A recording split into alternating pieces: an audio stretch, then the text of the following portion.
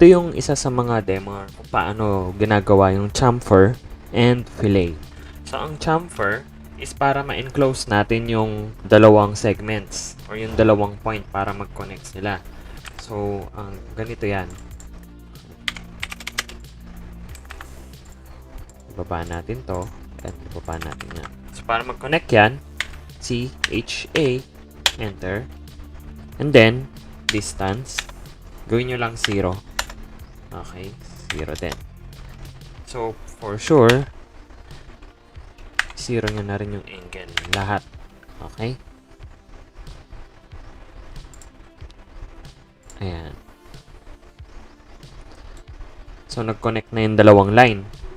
Ito namang isa, para ma-connect natin siya ng meron kayong naka 45 degree angle na line.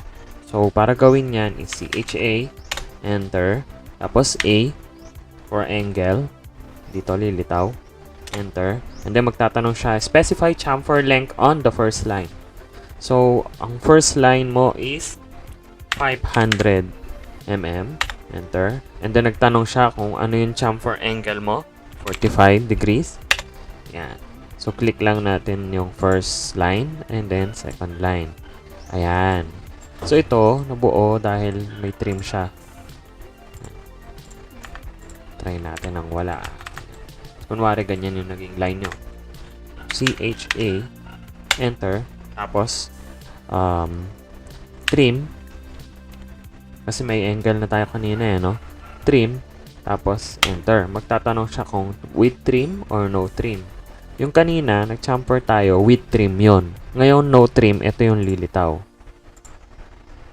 Ayan. So, hindi matatanggal tong dating line na yan. Yung mga nakakonect na yan.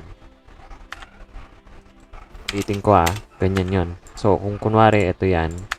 Hindi matitrim to. Hindi siya magko-close. Hindi magko-close to. Yan. Hindi magko-close to. So, CHA. Tapos, enter natin to. Dahil no trim na siya. Ay, hindi. CHA. Trim.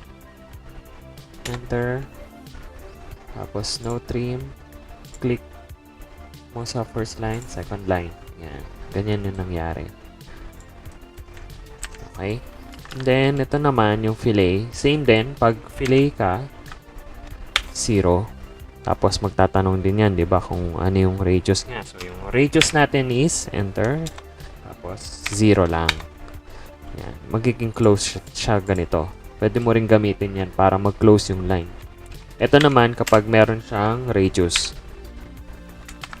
So, fillet, F, enter. Radius, enter.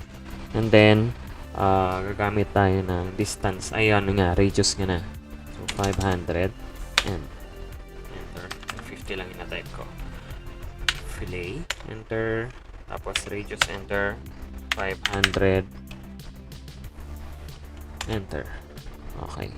Yan, magka-curve na yan. Okay. And then, the next one is ganun din kapag walang trim.